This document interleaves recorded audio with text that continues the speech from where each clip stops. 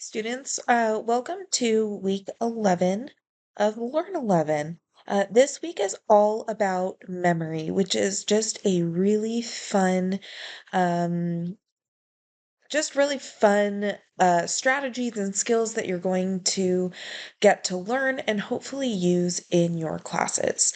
And so, in this first lecture, we're going to talk about some memory strategies. We're going to talk about organizing your memory, using your body, using your brain, and then being able to recall what you have studied. So as we are nearing the end of the semester, you may consider using some of these as you prepare for your final exams. So, organize it. You can start with organizing your memory by starting with your study time. And so we have kind of talked about this previously, where, kind of in general, we tend to remember, the first 10% of something and the last 10% of something that we read or we hear. And so in this example, if you study for 90 minutes straight, really what you're getting is 10 good minutes, 70 not so good minutes, some bad minutes, and then 10 good minutes at the end, where you're actually going to remember what you have studied. Um, and that's kind of rounding up there. But the idea is that if you study for 90 minutes straight, you're really only likely to remember about 20 minutes of what you read. So another strategy to use would be the 25-5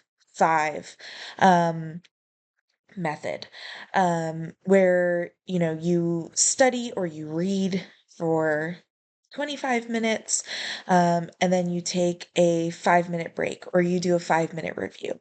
You study for 25, um, take a 5-minute break or 5-minute review, study for 25, 5-minute break, 5-minute review. And what you end up getting here is 60 really good minutes, and 15 bad. So that, is a lot better than, 10, 20 good minutes and 70 bad minutes. That strategy, organizing your study time in that way, is going to be a lot more beneficial to you and to your memory.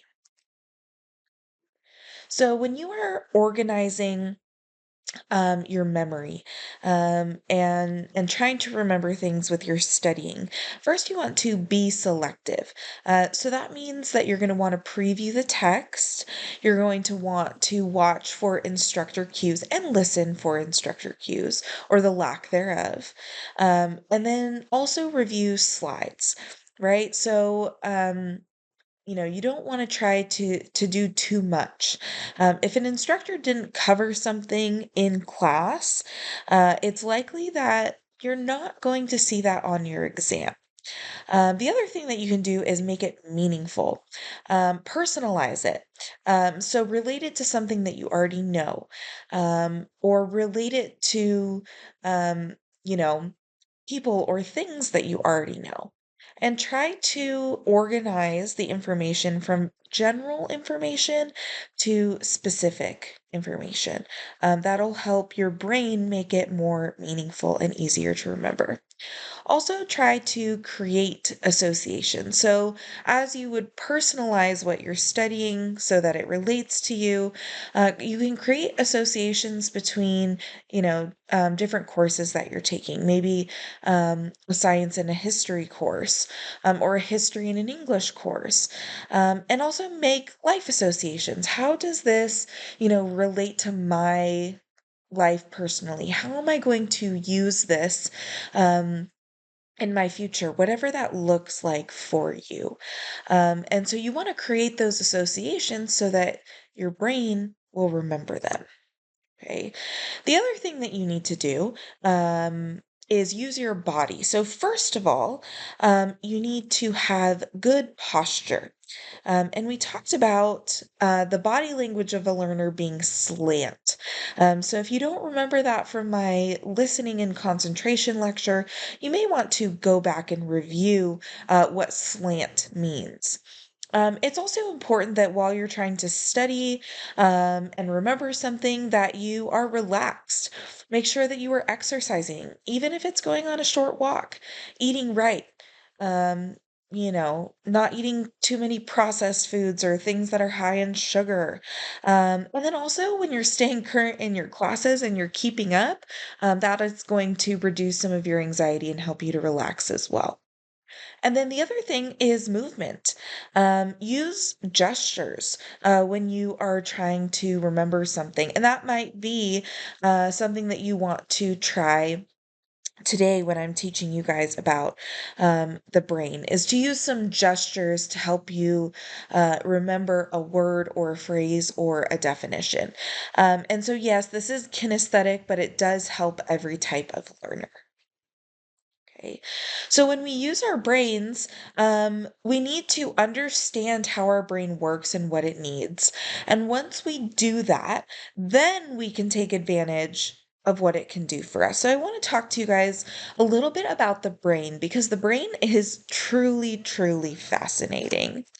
Okay, so here are your different brains. Okay, um, you've got your five lobes, and then you have the brain stem, and you can see, what each section of the brain is responsible for.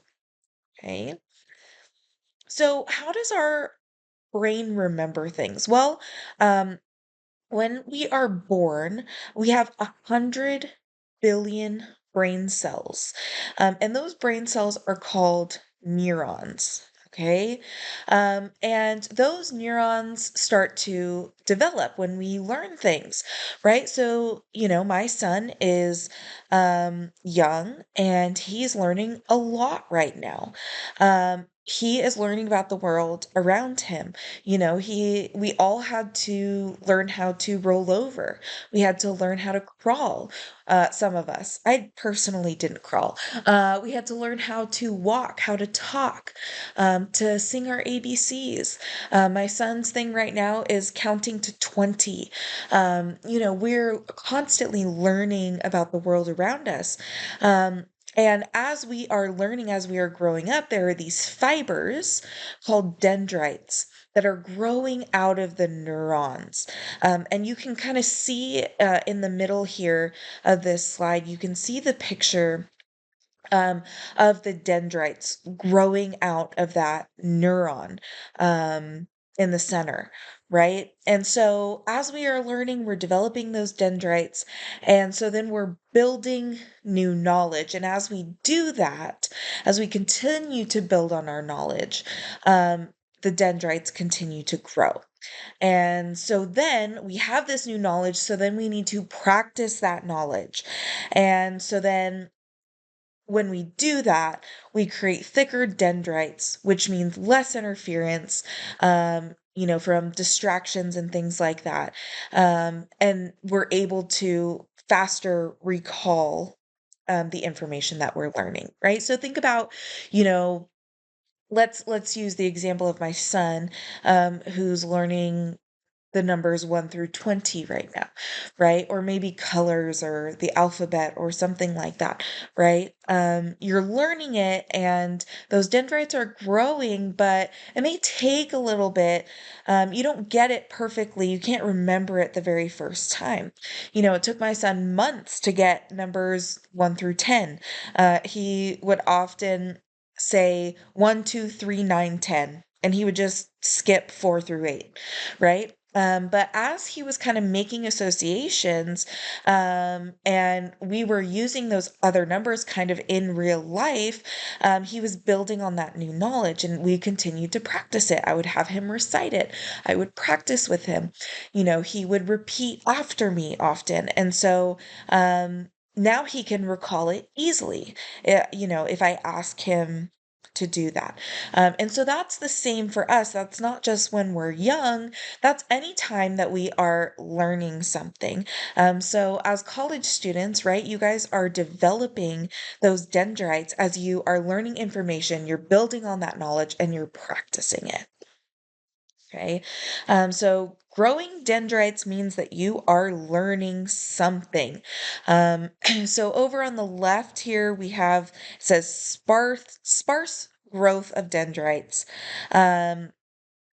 And someone who's aging. And then on the right, we can see typical dendrite growth for an adult. Okay. And so, we really want our brains, our neurons, our dendrites to look like the right side. And so that's where we're keeping our mind sharp. We're building the knowledge, we're practicing. Okay. So here was an interesting study done at the University of Illinois. Um, and it took the average composite of 20 students' brains taking the same test. And, I said we want to move, right? And we want to exercise. That's going to help keep our brains um, learning and active, right? So if you are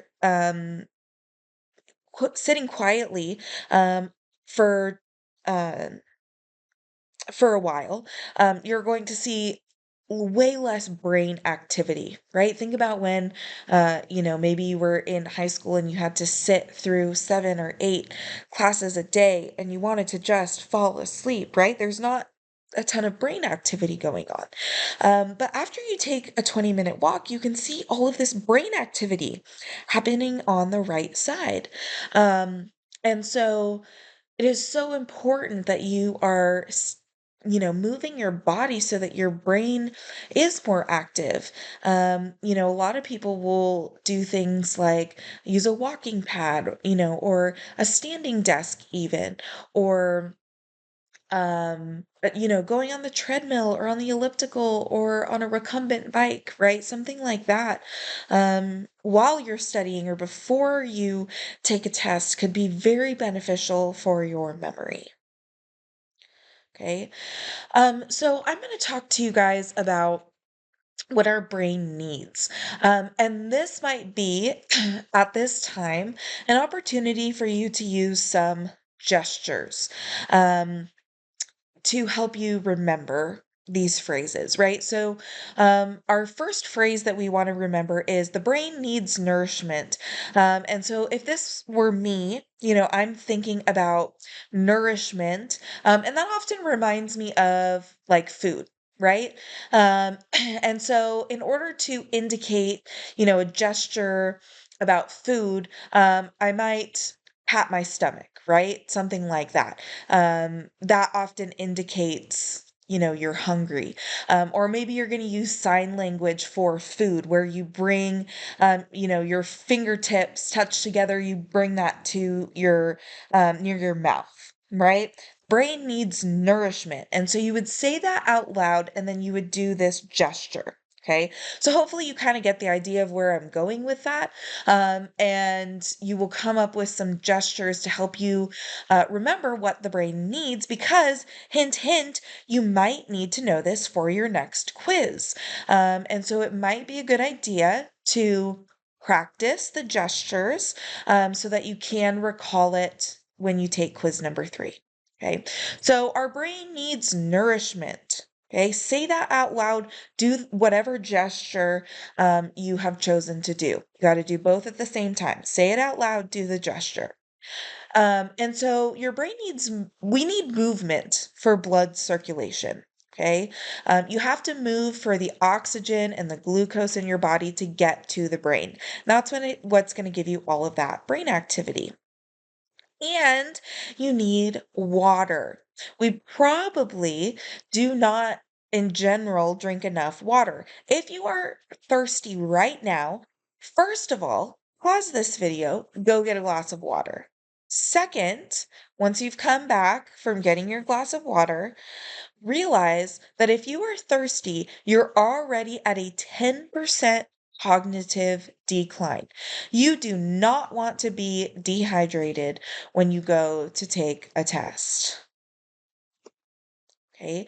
Our next one is The brain seeks safety. So say that out loud and come up with a gesture. If it's me, when I think of safety, I think about, someone I trust and giving them a hug, right? So, I might cross my arms over my chest, and that might indicate to me um, that the brain seeks safety, right? So say it with me. The brain seeks safety, and then do your gesture. Okay. Um, and so, three things that we are looking for when it comes to safety: connecting, collaborating, and cooperating, right? Um, Connecting with the material, right? Being able to make those associations, collaborating with other people, um, and having that like safe space, to be able to share ideas out loud.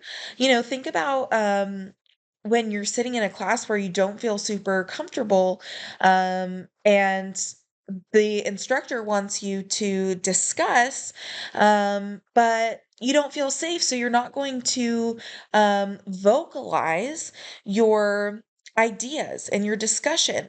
And that is such an important part of remembering things, is saying it out loud.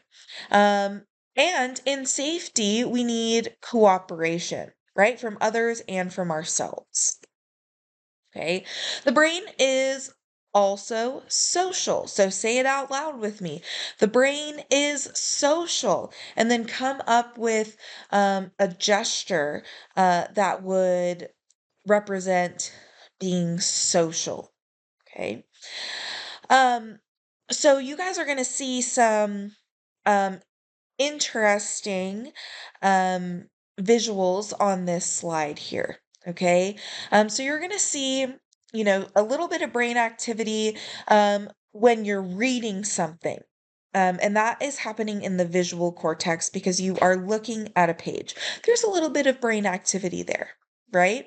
Now, if you take what you're reading and you start to decode it, meaning that you are now going into understanding it, and maybe using some critical thinking skills there, you're going to have a little bit more brain activity. Okay. And then you have encoding in the Broca's area. Again, just kind of a little bit of activity where you're making those connections and associations. But look at this. If you are explaining what you have learned to someone out loud, that's widespread activity all the way throughout your brain. It's pretty cool to think that when I am teaching, right? That's my profession, that's my career. When I am teaching, that's what my brain looks like when I am explaining something to someone. Right? So often the best way to remember something is to teach it to someone. Okay, explain it to someone. Maybe it's a family member, or your partner, or maybe it's your dog, right? Just trying to explain it to someone out loud is going to produce more brain activity, which will then help you to recall that information later. Okay. Say this one with me out loud. The brain is emotional. Okay. And try to come up with a gesture to remember emotional. So maybe you want to do, a heart with your hands, right? To remember emotions.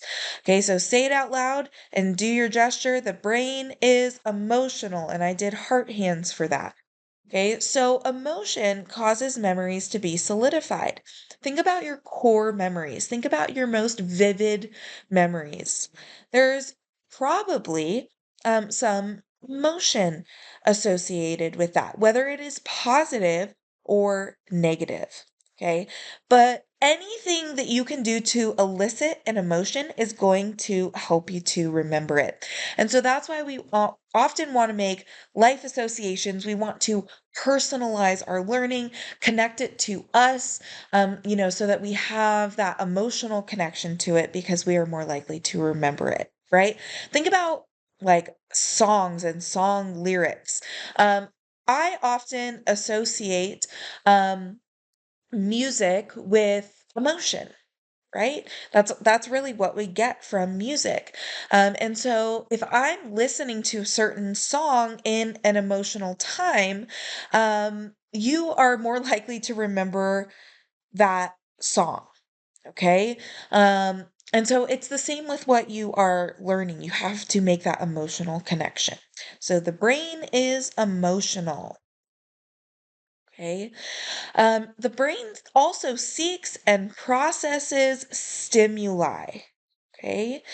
Um, so say that one out loud.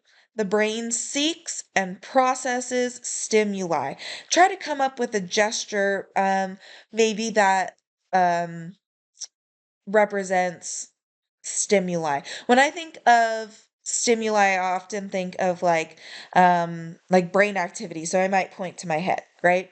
So our brain is looking for pattern and novelty. Okay, so we are looking for things to happen in a certain order, in a certain way. Okay, but not only that, we're looking for things that are new, that are different, right? Things that are new and different often catch our eye, right? But we also recognize patterns. Okay, we're looking for both of those things. And when we see either of those things, it's more likely to stick in our memories. Okay, so now what I want you guys to do is I want you to pause this video and I want you to recall what the brain needs. Okay, use the gestures that you just came up with, be loud, use motion, feel it. Okay, be in the moment, and repeat it over and over and over again. Okay, because that is what is going to help you remember this. Okay, and then once you've recited it and repeated it, the things that the brain needs, those 5 things, then you can go back and see if you were right. Okay, the other thing that you should be doing is writing it down. Hopefully, you were taking handwritten notes during this lecture. Okay, even if you never look at something again, you're more likely to remember it if you write it down, right? As a teacher, I would often use sticky notes all over my desk because I was more likely to remember something if I physically wrote it down, right? Especially for your visual and your kinesthetic learners, that is going to be very important. Okay. When you're taking notes, handwrite it first. You can go back, rewrite it, or type it to make it neater to solidify that information, and then summarize the information at the end, right? Like what you would do with Cornell notes. Okay. So this lecture was really all about memory strategies and how to use the brain to make it work for you. Okay, so in the next lecture, you guys are going to learn some tips and tricks to remember things in a specific way. Okay, so make sure that you go ahead and you watch our next lecture.